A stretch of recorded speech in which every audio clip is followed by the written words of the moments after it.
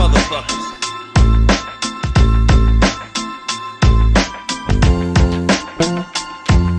You are listening to Conscious Fever, hosted by Carl Price.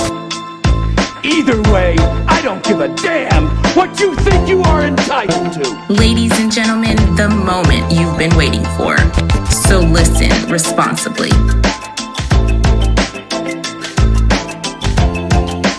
It's the best of the best. It's the one and only DJ Ice, Louisville's coldest DJ.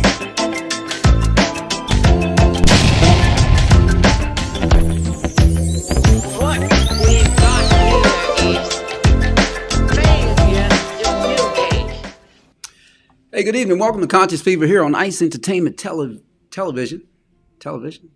Yes. And Conscious Fever Radio. I am Carl Price, your host, coming to you live from Louisville, Kentucky. And listen, I'm going to move over because I don't know if y'all probably can't see it, but I'm sure you can hear it, that it's really live. I don't know if I ever told y'all, but our studios and my office is close to what we call the Belvedere in downtown Louisville, which means that when they have concerts and different events, like they had the World Fest a couple of weeks ago, and when they have events like they have this big bourbon thing with a lot of concerts. So there's some guy out there playing music. I guess it's a concert, and he's played Sweet Home Alabama and all of that. So if we get disrupted or if I get interfered with, now y'all know. But anyway, I'm Carl Price. I'm hosting Conscious Fever here tonight, here on Ice Entertainment Television and Conscious Fever Radio. And we have, and for those of you who are joining me tonight, thanks for joining me. I know Thursday Night Football is back. For some of you all who don't have Prime, you're sort of shut out from seeing Thursday Night Football, but it's only like $12 a month. It's probably worth it now. Jeff Bezos is, these billionaires are just kind of taking over. But anyway, I got a really fun-filled show tonight. We are, from what I understand, let me see if I can put this up here. We are ranting tonight, if that's okay with y'all. We are ranting. And let me tell you what we're ranting about. We are ranting about a lot of stuff. There's a lot of stuff, so I'm going to really dive into talking about what it is that we're going to really rant about tonight, and I hope y'all can understand this and y'all can see this. But one, we're going to talk about this young lady, this teenager. You know, basically the joke is on the judge. She's right up there at the top. She was actually a victim of sex trafficking, human trafficking, and one night she just stabbed, I think, 30 times her abuser, and she actually got convicted, got 15 to 20 years in the penitentiary, and was ordered, and then the sentence was reduced. She was given 5 years probation. She was ordered to pay $150,000 to the abuser's family, right? Just ridiculous. But the joke was on the judge who ordered her to pay $150,000. She's only 17 years old. Because the GoFundMe account has raised a lot of money after that. Then we're going to talk about the new stuff in the Breonna Taylor case. And did you ever know that your fingernails can tell you what disease you might have or illnesses in your body? And then we're going to talk about this woman that sued San Francisco over an arrest based on the DNA from her rape kit. Yeah. I mean, all of this stuff is, I'm not making this stuff up. This is really good stuff. So I'm going to rant on a lot of this stuff tonight, and I hope y'all either agree with me or would join in. Remember, you can always join me on this place right here. We call that Comment Central, and you can always come back and just kind of join me on there. But anyway, I'm Carl Price. This is Conscious Fever here on Ice Entertainment Television, Conscious Fever Radio. Thanks for sharing your Thursday night with me. I've been gone for the last 2 weeks for a lot of reasons that I care not to share, but they were crazy. Anyway, so as I always do, I'm going to take a quick break. And when I come back, I'm going to dive right into these topics. Remember, we're going to talk about, on the other side of this break, the woman that sued San Francisco because they used her DNA. And I want y'all to rant with me about this because think about this. A woman is raped. And after she gets raped, they take a rape kit, pretty much involuntarily, but You know, she wants to catch the accuser, so she gives up her DNA. And then somehow that DNA ends up in the FBI database. And about 5 or 6 years later,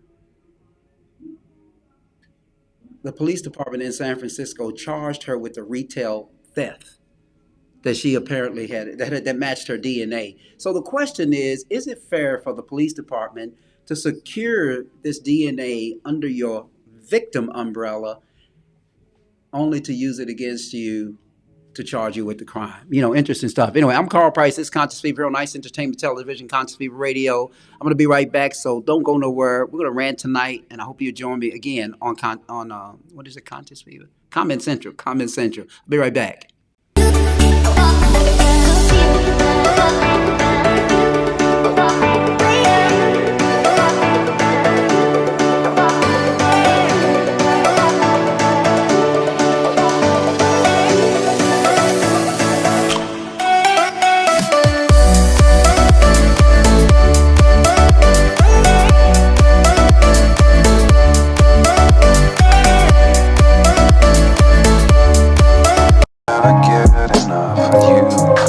Sneakers on, getting ready for a flashback. Time keeps moving on, looking at you feeling like I could never get enough of you. And I could never get enough of you. I could never get enough of you. I don't want them, no, get them all off me. Say that for L, she a cause, you see. 4 cars deep, we'll come through on a lane night. Chicken spot, wings and fries, we call that a day night. Lights on, so out, I don't have no stage right. Knew that I was built for this forever, ever, ever. You are listening to Conscious Fever, hosted by Carl Price. We ride bands, 10 times 10, all my friends, it's for real. And we are back with more Conscious Fever, hosted by Carl Price, Esquire. I want y'all to check that out because we're on Twitter. You can go through all that stuff and catch us on Twitter, Fever_show. You can also catch it under KP Law Live. But anyway, listen, before I talk about some of the topics that I just told y'all about, I want to talk about the dumbest candidate ever to run for office. Okay? And his name, actually, believe it or not, is Herschel Walker. Y'all remember Herschel Walker? You know, Herschel Walker was a big football player in the state of Georgia. So because we love all of these athletes in America and we put them on high esteem and all these pedestals, we think that they are smart enough to run for office. Well, Herschel Walker is not. So I want y'all to comment on that. Hey, what's up, classmate? Hope you're coming to the homecoming October the 15th in Frankfort, Kentucky. I hope you are, Greg. If you're not, man, you're going to be missing a lot, man. We're going to have fun this year. And I don't know if I'll forward to you the emails that I've been getting about the activities. But anyway, let's talk about Herschel Walker. I'm going to show y'all a clip real quick. And when you get the opportunity, I want y'all to comment on whether y'all agree with me that he is literally the dumbest candidate that has ever run for office. I'm not even sure if I just want to characterize him as a candidate or just simply call him just effing dumb. Check this out and just join me in some comments on this. This is our friend, Herschel Walker, who is running against Ralph Warnock for a Senate seat. I want y'all to think about that. The Republicans decided that they needed a black candidate, and out of all the blacks in Atlanta and the state of Georgia, all the qualified blacks and some of the black Republicans that I know down there, they chose this guy. Check this out. We don't control the air. Our good air decided to float over to China, bad air. So when China gets our good air, their bad air gotta move. So it moves over to our good air space. And now we gotta clean that back up. Cain killed Abel. And that's the problem that we have. And I said, what we need to do is look into how we can stop those things. He talked about doing a disinformation.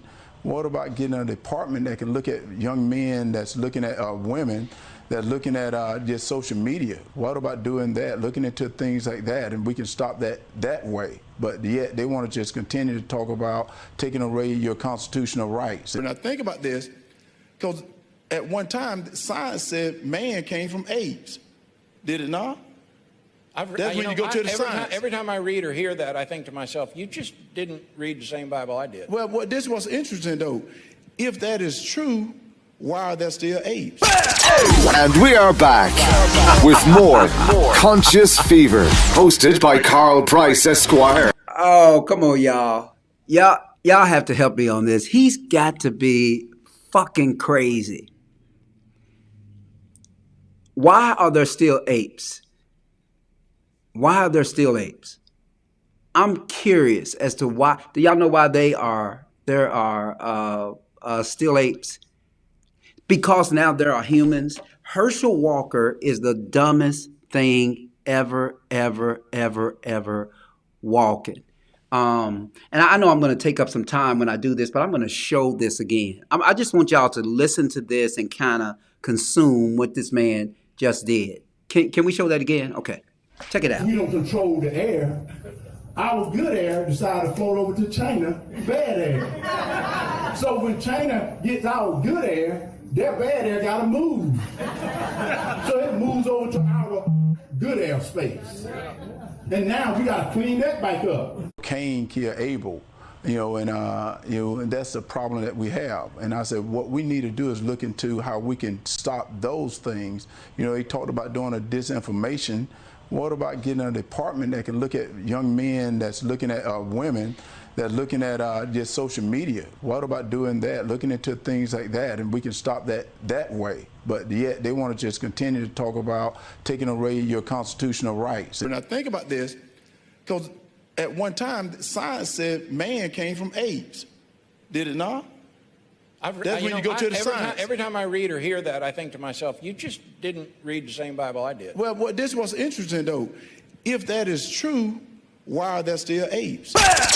And we are back with more Conscious Fever, hosted by Carl Price Esquire. So help me out, y'all. If that is the case, why are there I'm sounding like Herschel Walker now. Why are there still apes?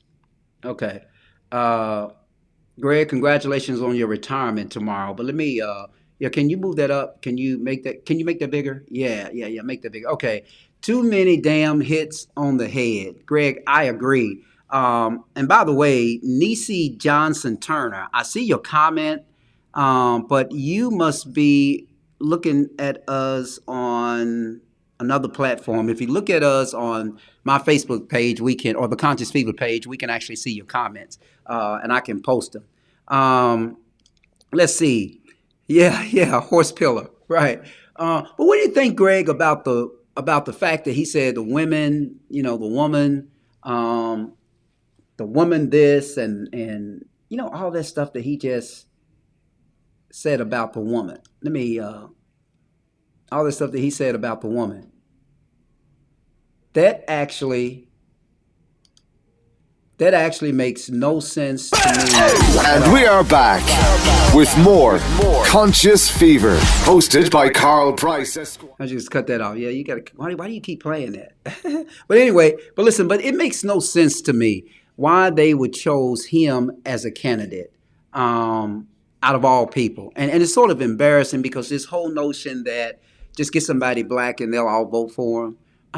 This is a travesty, man. This is a travesty, and it's really, really embarrassing. So anyway, I just wanted to share that with y'all. If you're watching from Atlanta or the Georgia area, please, please, please don't send that man to Congress, because all he's going to focus on is little girls going on the social media and the air in China that comes over here. So somehow in America, we get the bad air from China, and that's the biggest international problem that Herschel Walker believes that we need to solve, right? Okay. So anyway, I'm going to go a little bit further. Let's talk about this. A woman sues San Francisco. Okay, she sues San Francisco over over an arrest based on her DNA from a rape kit, right? Which is really, really interesting. I got like major delays here, and I don't know why, but we're gonna keep trying this anyway. So let's talk about this. So maybe some of you have checked this story out, but hold on. Maybe the only hold on. I got to put this on Comment Central. Let's see here. Maybe the only candidate dumber than Donald. You might be absolutely right, Greg. You might be absolutely right. He might be the only candidate. I don't know about that. I mean, you're going to start some stuff too. I don't know about that, but you're going to start some stuff. I don't know if he is dumber than Donald Trump, but very well, he very well may be.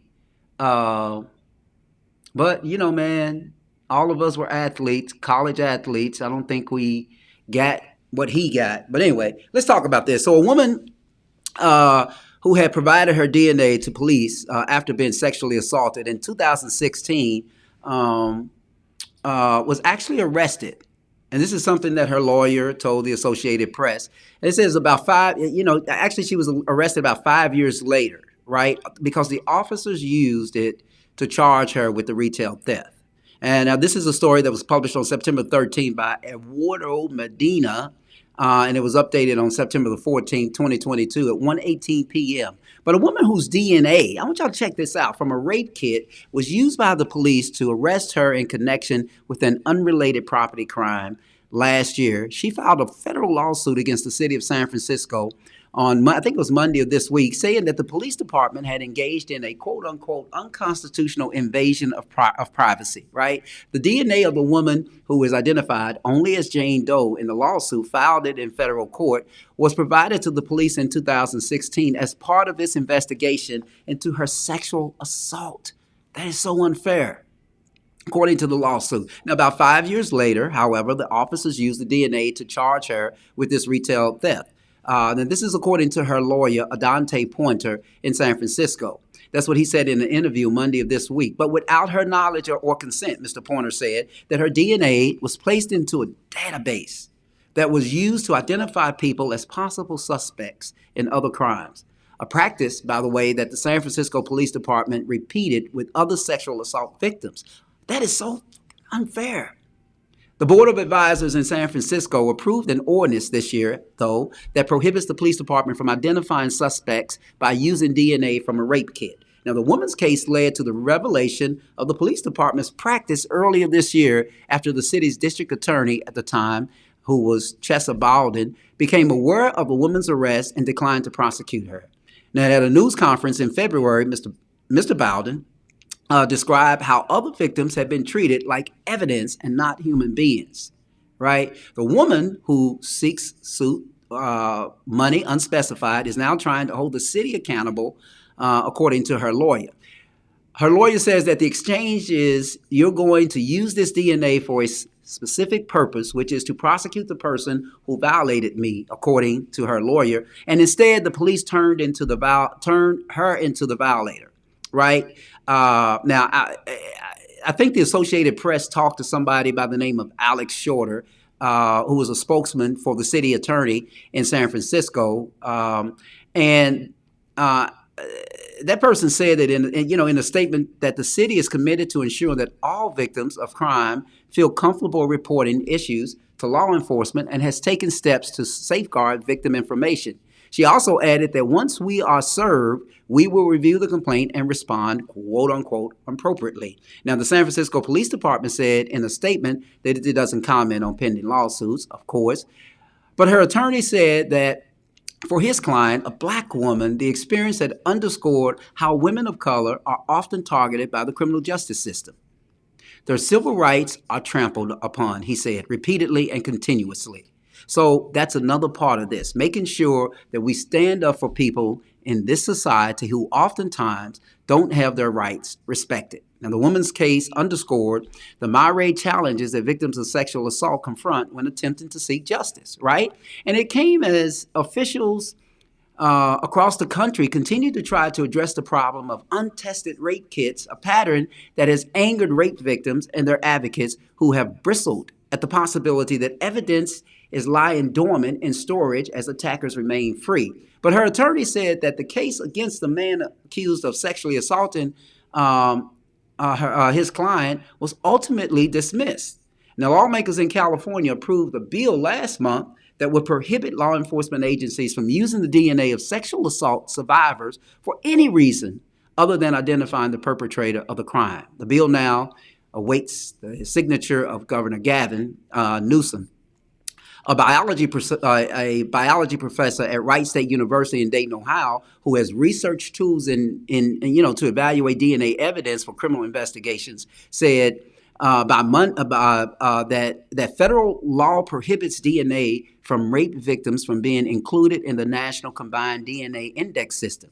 He noted, however, that in general there is a dearth of state and local laws across the county or across this country that restrict what can be done with local DNA databases. Most law enforcement agencies that work with such databases, he said, are like stamp collectors when it comes to collecting DNA. The more people they can get in the database, according to Professor Crane, the happier they are.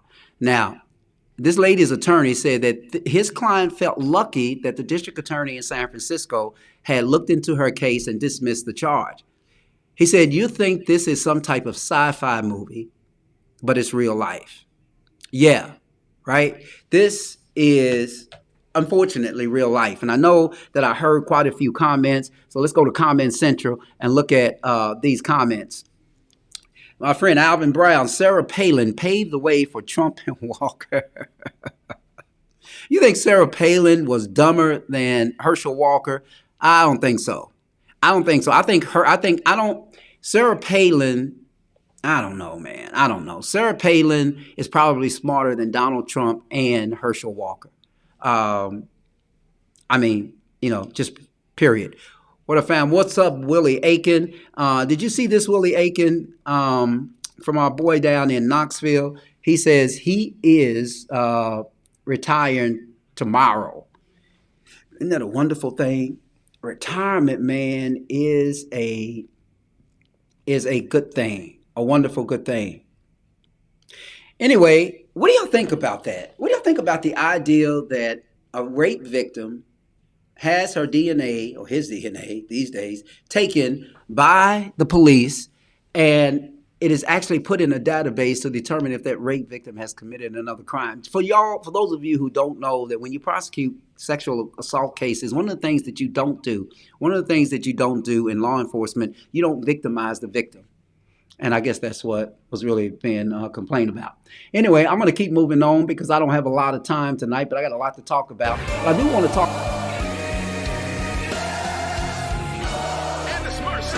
Okay, but I do want to talk about this. This is Joe Level with One Purpose. This going to be a live recording on Sunday, September the 18th, and that takes place, no, it doesn't have the time on there, but they're going to be actually performing at Canaan Christian Church here in Louisville, and I am going to be there. If you have yet to see these people in concert, you may want to consider doing that because they are awesome.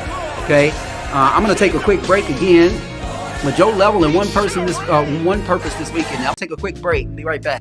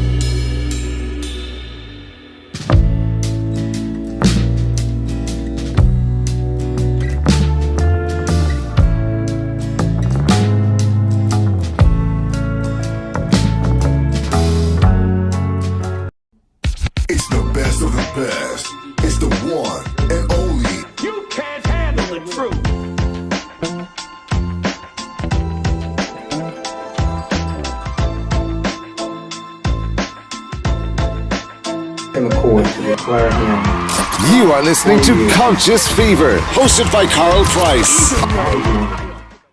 All right, welcome back to Conscious Fever here on Ice Entertainment Television, Conscious Fever Radio. I hope y'all like my commercials there. But real quick, I want to talk about, did you know that you can look at your fingernails and decide what diseases that might be in your body? Now, this is not a diagnosis by no stretch of the imagination. And we are back with more Conscious Fever, hosted by Carl Price, Esquire. But anyway, did you know that you can actually get an indication, not a diagnosis, y'all, but you can actually get an indication by looking at your fingernails and determining what disease you might have, right?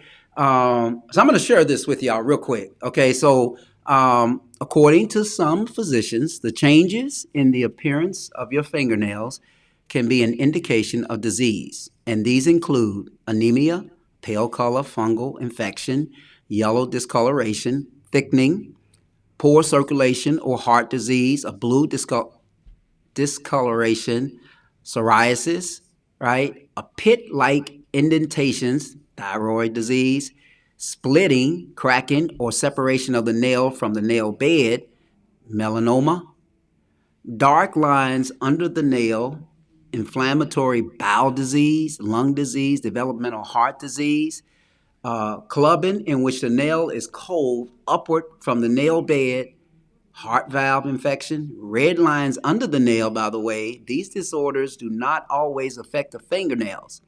So normal appearing fingernails cannot be relied upon as an indicator of good health. Conversely, these fingernail changes may occur in the absence of the disorders listed above. But in fact, nail changes are often harmless and not an indication of any particular disease. Right? So I just wanted to share that with y'all because I know a lot of us are getting old and we look at our fingernails and our fingernails are just all over the place, right? And I agree with that. But listen, I was going to go to another commercial, but I'm not going to do that. I want to talk about this real quick, y'all. Just share this with y'all and y'all can rant about it if you want. But a U.S. soldier, a United States soldier who posted about killing black people, believe it or not, was given top security pass. This was printed in The Guardian on September the 8th last week. And we were going to talk about this last week, but I didn't come on. So I want to talk about this now. Yeah, a soldier who posted about killing black people was given a top security pass. I'm telling y'all, listen, we can't make this up. So a United States soldier who posted about killing black people was given this security pass. A former paratrooper who enlisted in the Army, and I want to make sure that y'all actually get this, who actually enlisted in the Army, to become more proficient at killing black people, was given top security clearance despite ties to white supremacist organizations and Nazis ideology. His name was Killian Ryan. He was arrested on August 26th and charged with making a false statement on his Army application for the secret security clearance, and then discharged on the same day for multiple drunk driving violations, right? But the criminal investigation uncovered violent and racist remarks on multiple social media accounts, which had been apparently eluded the agency which authorized his Army credentials. Can y'all believe this? On one account, Ryan allegedly posted, I serve for combat experience, so I'm more proficient in killing niggas.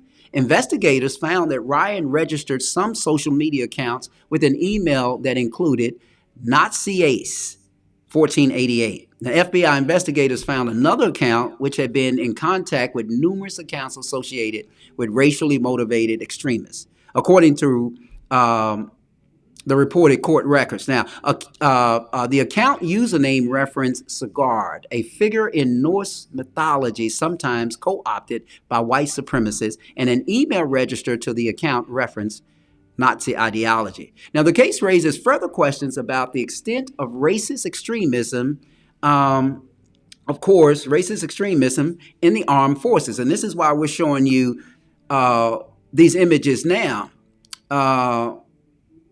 because this raises some concern about the apparent ease by which service members seem able to hoodwink security officials and processes. At least 95 people charged in connection with the January 6th insurrection served in the United States military. Did y'all know that? And that's according to a CNN review of Pentagon and Department of Justice records.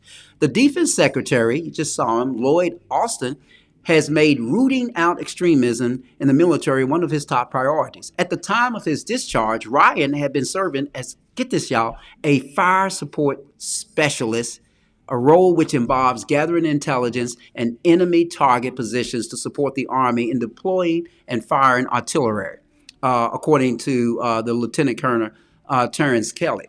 Now, interesting enough, when we talk about this guy, but his job requires a secret security clearance,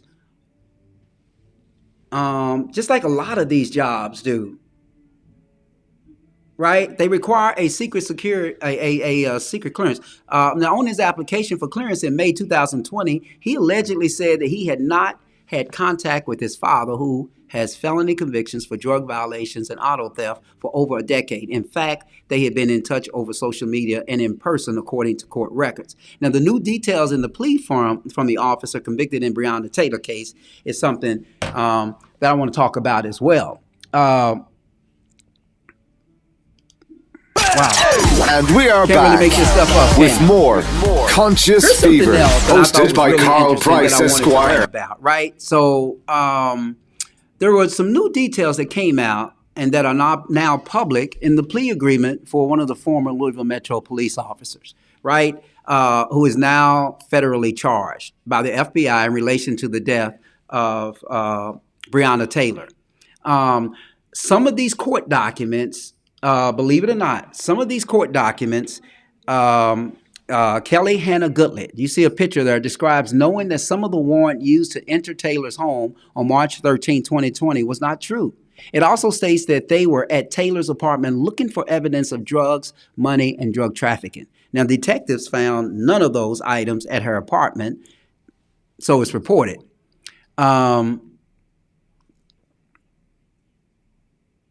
This is just somewhat amazing, right?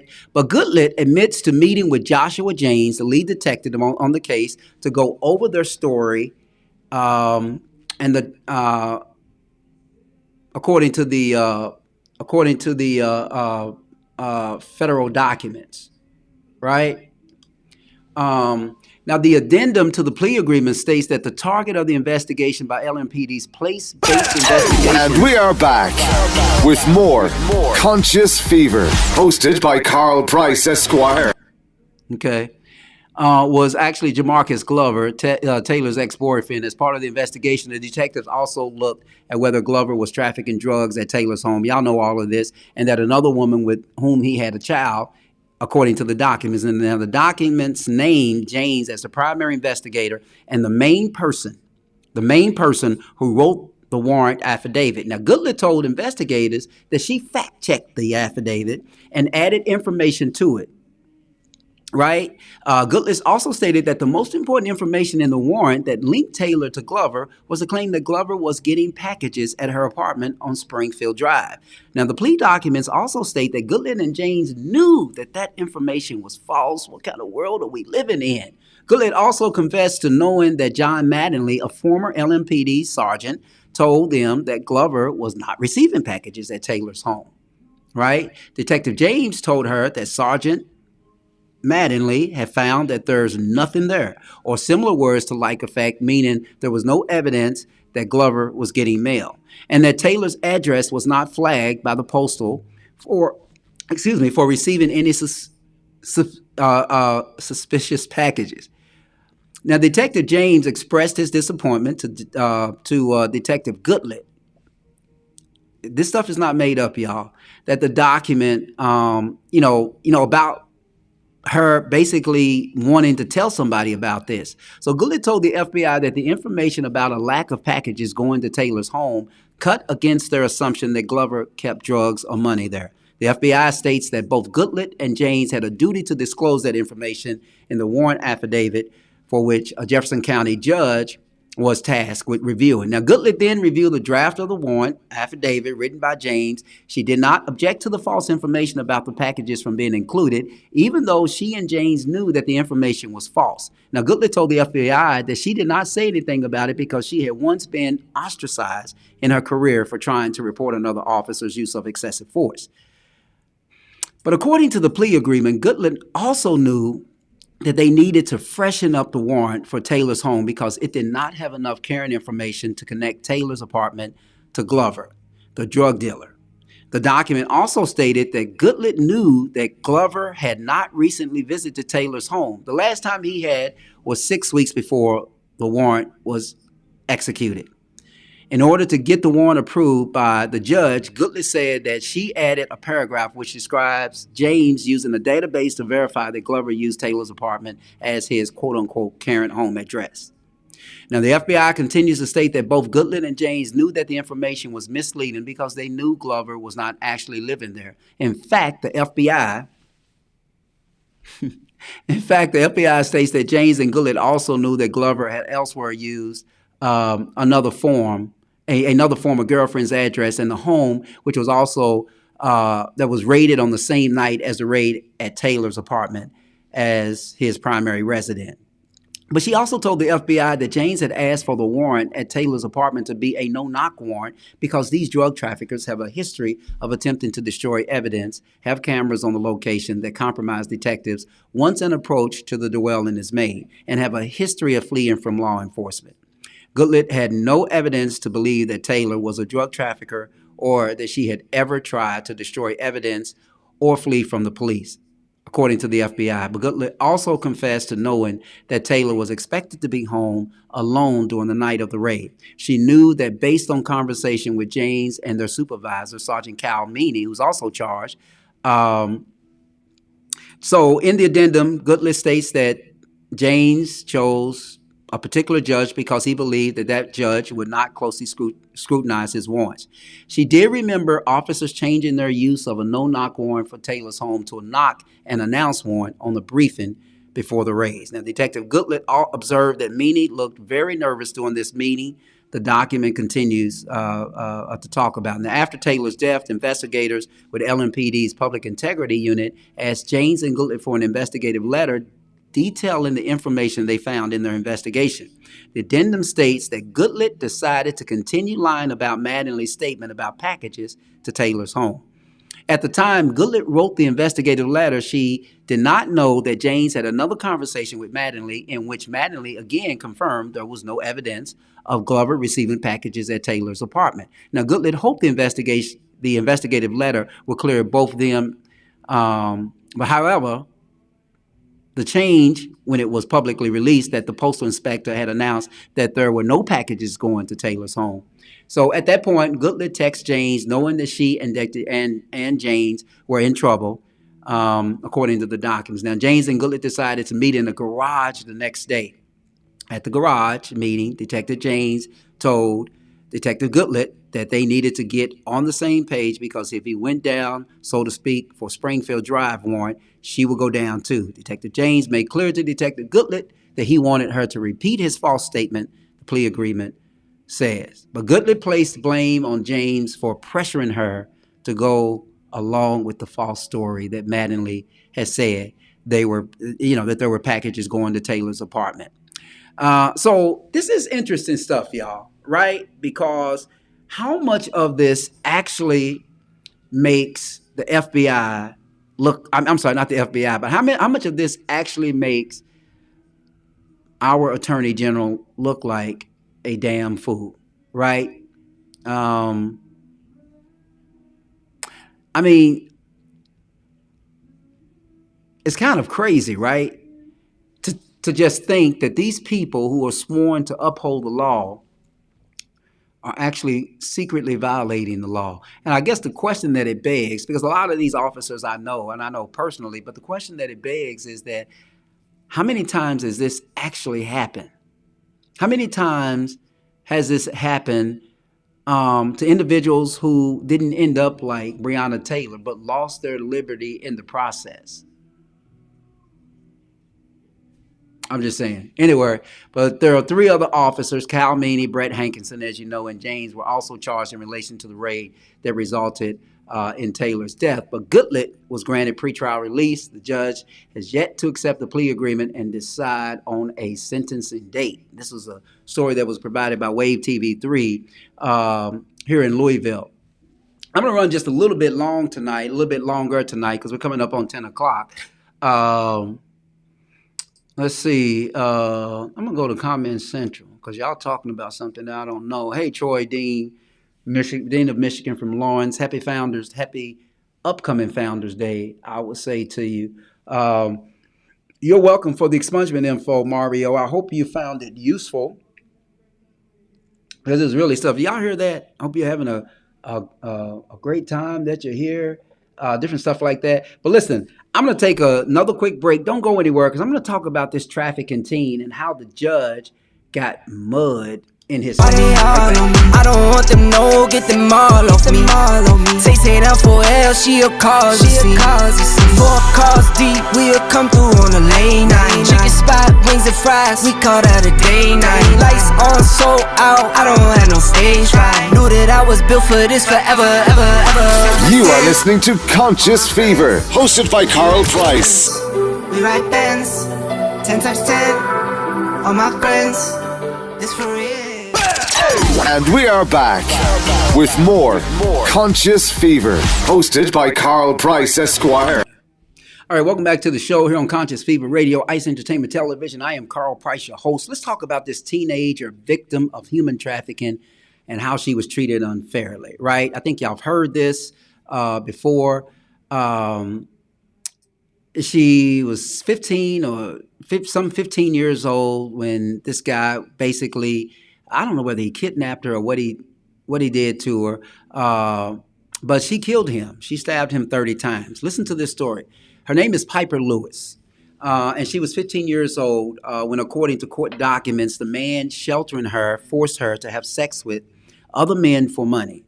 She stabbed this abuser 30 times, right?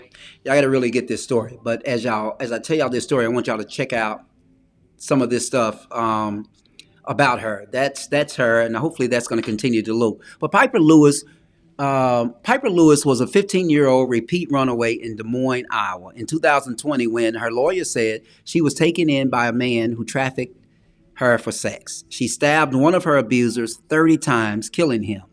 Now, on Tuesday, Judge David M. Porter of the Polk County District Court sentenced Miss Lewis, now 17, to 5 years probation. She had initially gotten or could have gotten up to 20 years.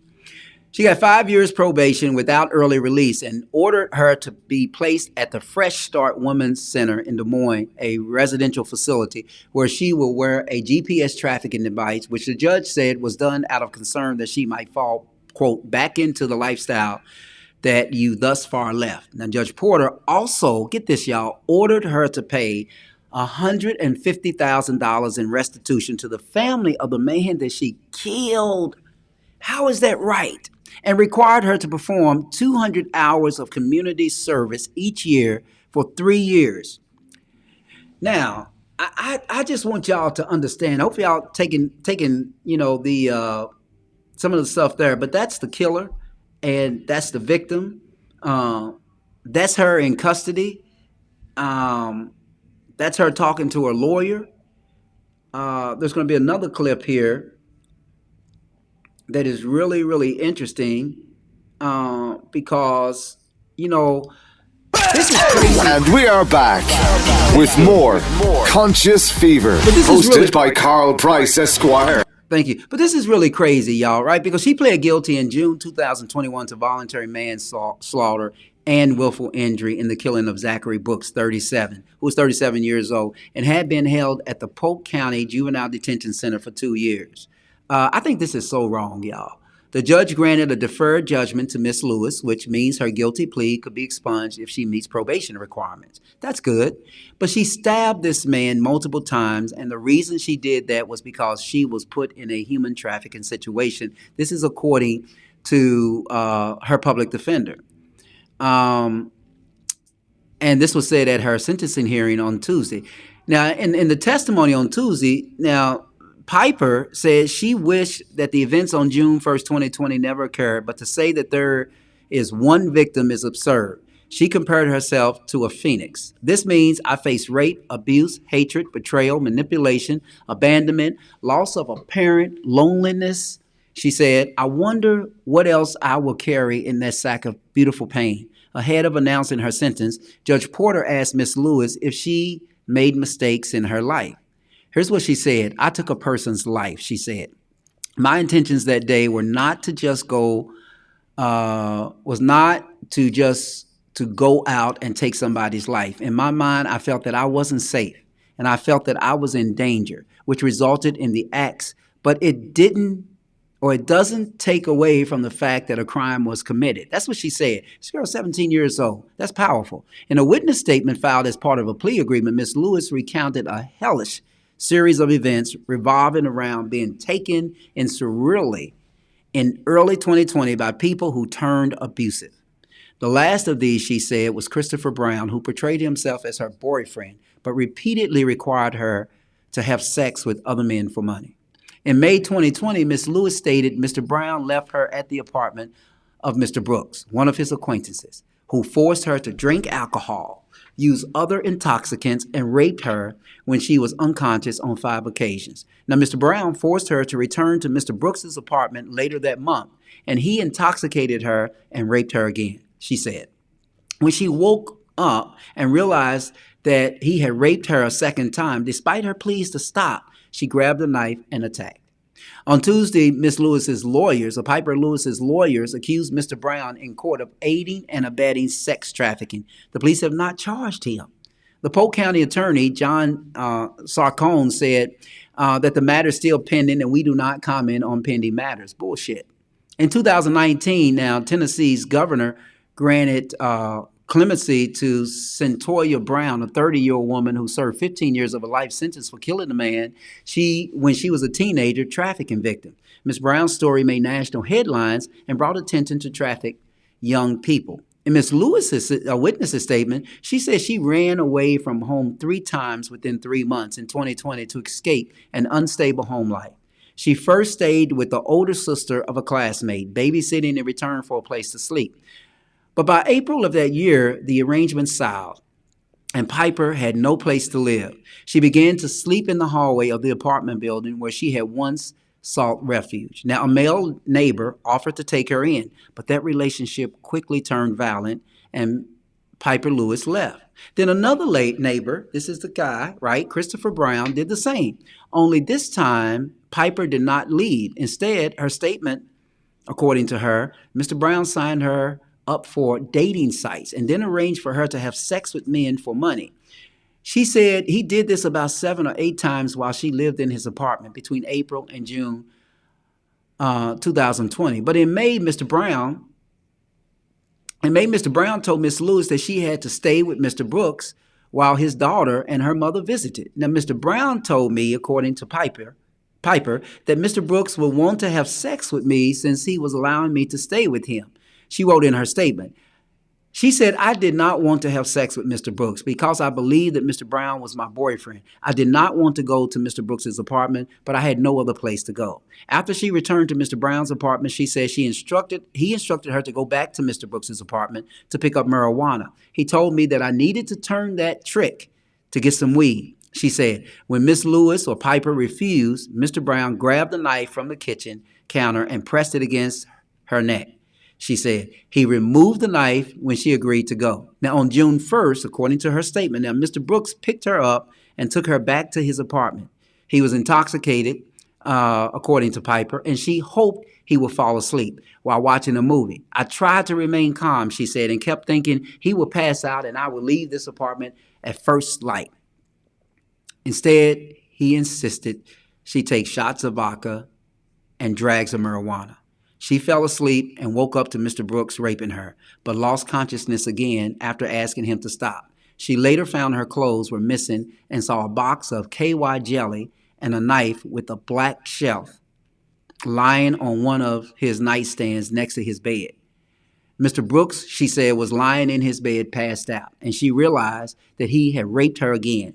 She said, without thinking, I immediately grabbed the knife from his nightstand and began stabbing him, she said. She showered and drove one of Mr. Brooks' cars back to Mr. Brown's apartment, striking some parked cars and a pole on the way. According to her statement, Mr. Brown cleaned out the car, put his speakers up for sale on a website, and told Pieper to lie to the police if they tracked her down. The police arrested Pieper at the apartment the next day. She said, I never saw or heard from Mr. Brown since that day. Now, during her time in detention, Pieper received her high school diploma and has plans for her future, according to Paul White, one of her lawyers. But Pieper is doing very well under the circumstances. She's an amazing young lady, he said. In addition to completing high school, Pieper designed a jersey for a minor league basketball team and joined the Youth Justice Council at her detention center. Mr. White said Pieper plans to enroll in the foster care system to take advantage of services for school and housing. Most kids said, the hell with that. She wants to take advantage of it. He said, that's her plan. No matter what the judge's decision is today, she said, I will still prevail. Nothing can stop a positive path of progress, but negatively in doubt. During my journey, I have found part of the spiritual world and its beauty. I have progressed with the ability to lead with the power of many while maintaining self-worth. Now, she concluded, I am a survivor, right? Now, I say all of that because I think this is ridiculous, y'all. I really do believe that this is ridiculous. And I'm going to go back to Comment Central because I think y'all do too. Pamela, a lot of the elite are pedophilic in nature. Until the torts and old laws are changed, it will continue to happen. Okay. All right. Brother Payne, that's crazy, KP. I had not heard about this case yet, man. That's why you hear it right here on Conscious Fever, because this is what we do here. We let people know. We try to keep people conscious about the things that are going on. But one of the things that I think about this case, and one of the things that bothers me about this case, is the idea that this young lady was true. I think the prosecutor's office knew that she was a human trafficking victim, that she had been repeatedly raped by these guys. But because in her rage, she stabbed him 30 times. Hell, I probably would have stabbed him 30 times too. I probably would have stabbed him 50 times. I probably would have cut his head off. You know, I mean, this is crazy to think that she should be punished in this particular way. And we are back with more Conscious Fever, hosted by Carl Price Esquire. That keeps playing, but anyway. But that's what happened. But here's the catch, y'all. This is one of the reasons I brought this story up. Here's the catch. I want y'all to understand this. The judge accepted the recommendation and the agreement. I guess it was an agreement between the two parties, between her lawyer and the prosecutor. Accepted that she or decided to give her a fine of $150,000 to pay to Mr. Brooks's family. What kind of fucking shit is that? I mean, like, seriously, what kind of is that? Here she is she's a sexual assault victim. I don't get it, y'all. I don't get it. I don't get it. And I think y'all may have seen the judge in that picture. I think that's the judge. He may have been the juvenile court judge, but he was black. And I'm not saying that race makes a difference when you're judging and not judging, but I'm just saying that this is crazy. $150,000 to the victim's family? I mean, is it really fair to call him a victim in light of the Rittenhouse revelation, right? But this is what was reported from Des Moines, Iowa. Here is the pie that's thrown back in the judge and the prosecutor's face.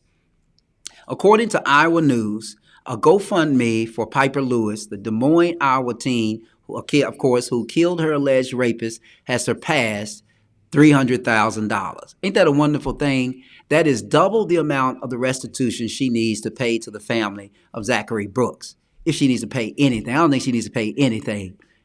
But she admitted to killing Brooks, as you've just heard, in 2020 when she was 15, saying, of course, that she ran away from home and was forced into sex trafficking. She also says that Brooks repeatedly sexually assaulted her. You heard that. But on Tuesday, while facing up to 20 years in prison, a Polk County judge handed her a deferred judgment that she would be on probation for 5 years and must live at the Fresh Start Women's Center during that time. I don't know what the rationale behind that was, but the judge again ordered her to pay $150,000 in restitution, $4,000 in fines, and serve 200 hours of community service. Y'all heard that too.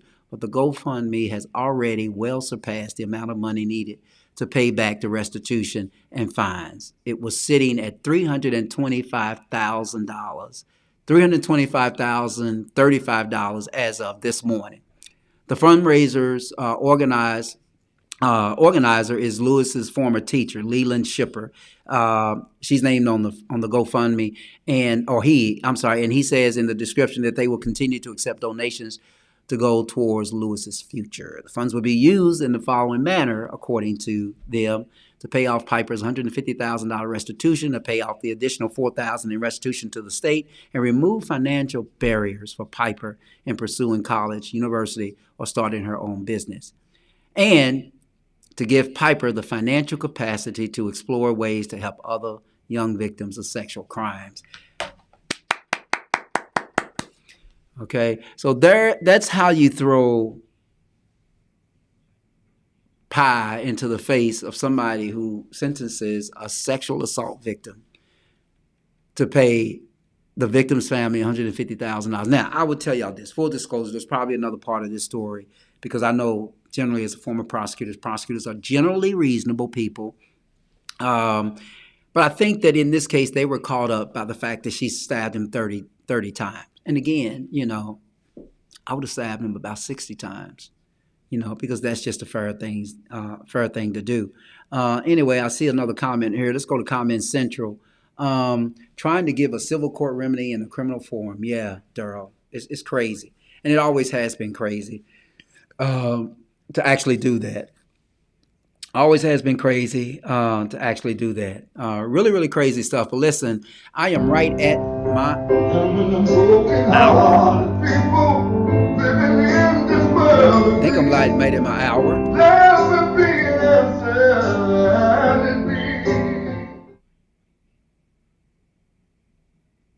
Yeah, I'm right at my hour trying to get out of here. Oh, wow, that's crazy, right?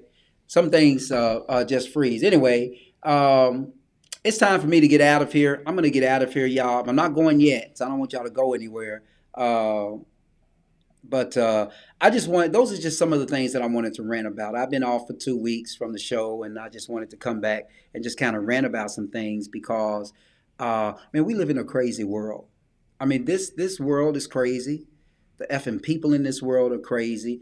And if you can find your way to enjoy some small amount of financial wealth, or some small amount of wealth, even if it's social wealth, even if it's mental wealth, even if it's physical wealth, but definitely if it's financial wealth, go off in your little corner and just enjoy the life and enjoy your leasehold on this life that God has given us. Because there's some crazy people in this world, and it's just a crazy world that we live around, right? Just crazy.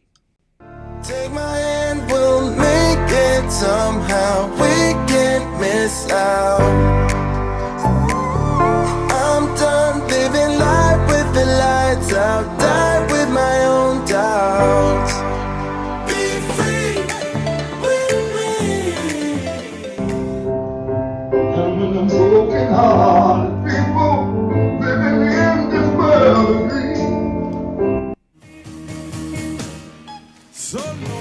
Yeah, it's time for me to get out of here.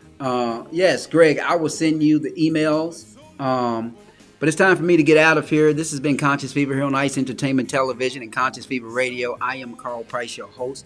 I want to say thank you so much for joining me tonight, and I will see you next week. You are listening to Conscious Fever, hosted by Carl Price. Goodbye.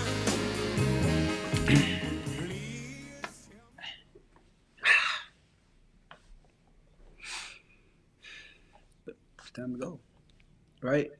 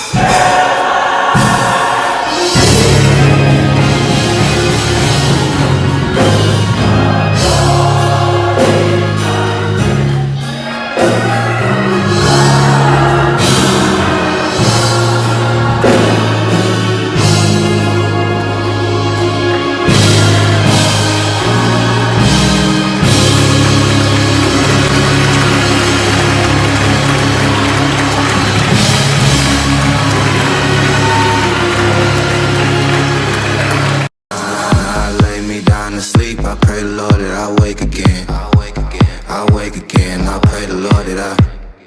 Now I lay me down to sleep. I pray the Lord that I wake again. I wake again. I pray the Lord that I wake again.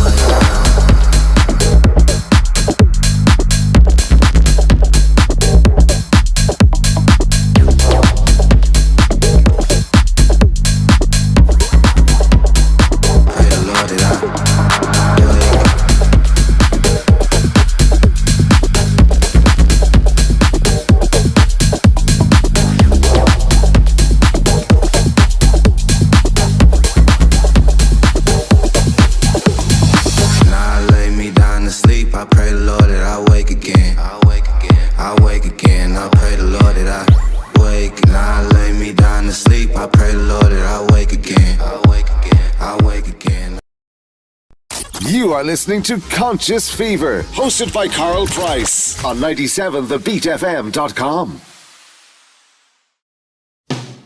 I was born by the river in a little tent.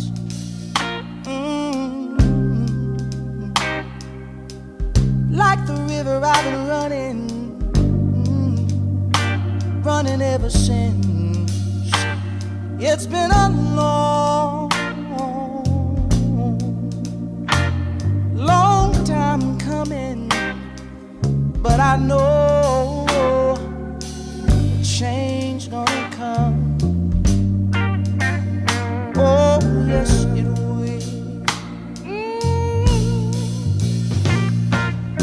It's been too hard living, but I'm afraid to die, 'cause I don't know what's up there beyond the sky. It's been a long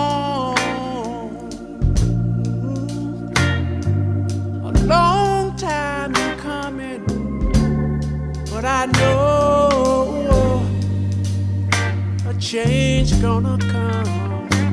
Oh yes it is.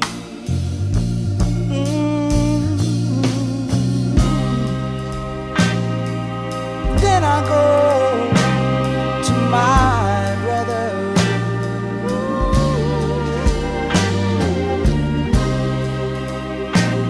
And I say, brother, help me please.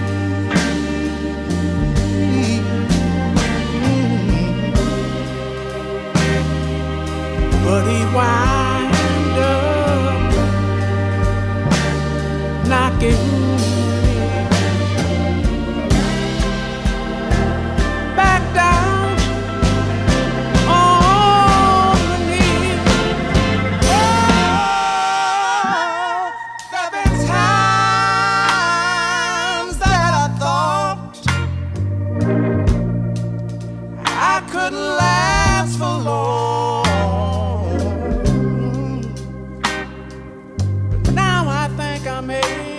I'm able, Father, to carry on. And it's been a long time coming, but I know change gonna come. Oh, yes it is, yes it is, yes it is. Said I know that a change is gonna come one day. I know a change gonna come. Yes it is. I know. Said life can be hard. Welcome to the Ice Storm with your favorite DJ, DJ R. And times can get rough, but still